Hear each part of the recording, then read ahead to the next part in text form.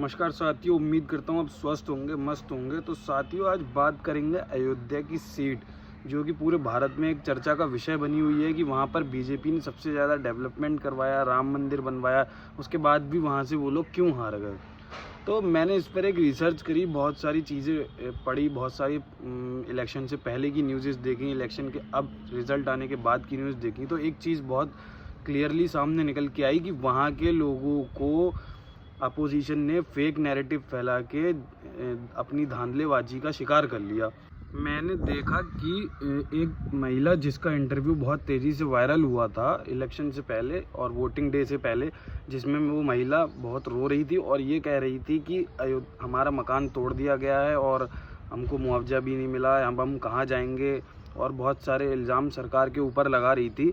वही महिला का इंटरव्यू अभी दोबारा से कुछ मीडिया कर्मियों ने लिया है जाके, और उस महिला ने खुद अपने मुंह से ये बात बताई है कि मेरा मकान भी नहीं टूटा है और जो भी मुझे परेशानी हुई थी सरकार ने मेरी वो परेशानी का हल कर दिया है।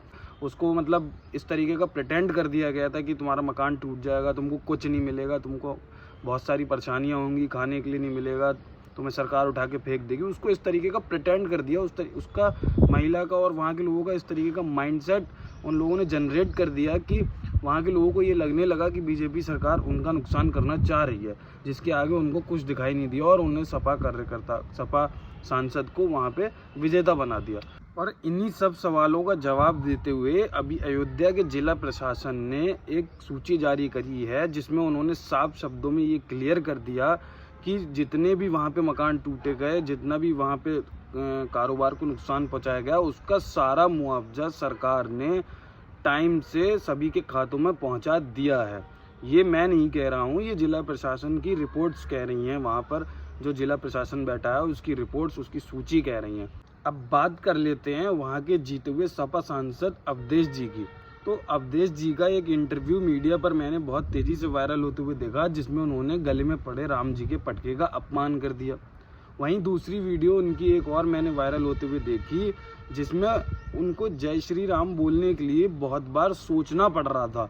एक लाइव प्रोग्राम में उनसे टीवी एंकर ने बोला जय श्री राम, अब तो अयोध्या से जीत चुके हैं आप, जय श्री राम। तो उनको वो चीज़ बोलने के लिए बहुत सोचना पड़ रहा था और मुस्कुराकर उन्होंने इस बात को टाल दिया।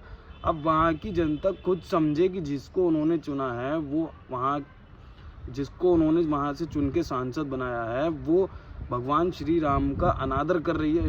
इस तरह से उनको जय श्री राम बोलने में शर्म आ रही है और वहाँ की जनता ने उनको जिता दिया। हम इस चीज़ से कतई भी मुंह नहीं फेर रहे हैं कि हाँ, वहाँ पे निर्माण कार्य के चलते वहाँ के लोगों को परेशानी हुई होगी। हम ये चीज़ मानने के लिए तैयार हैं, वहाँ थोड़ी सी दिक्कतें आई होंगी, परेशानी आई होगी, लेकिन आप खुद सोचिए कि आप अगर अपना घर भी बनाते हैं तो कितनी सारी परेशानी आती है, गंदगी भी फैलती है, तोड़ फोड़ भी होती है। लेकिन जब वो निर्माण होके और पूरी तरह से तैयार हो जाता है तो कितना देखने में सुंदर लगता है, कितना वहाँ का नज़ारा सौंदर्य दर्शित होता है।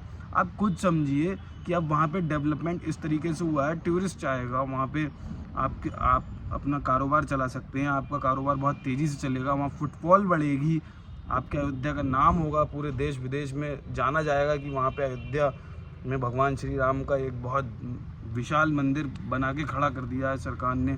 लेकिन नहीं, वहाँ के लोगों ने इन सब चीज़ों पे ध्यान नहीं दिया और फेक नैरेटिव पे विश्वास कर लिया। तो मेरा अब यही आग्रह है कि इस तरीके के फेक नैरेटिव से बचने की कोशिश करें। एक बार रियलिटी चेक खुद से ज़रूर किया करें कि जो बात हमसे बुलवाई जा रही है या जो बात हमारे सामने प्रस्तुत की जा रही है वो सच है या झूठ है।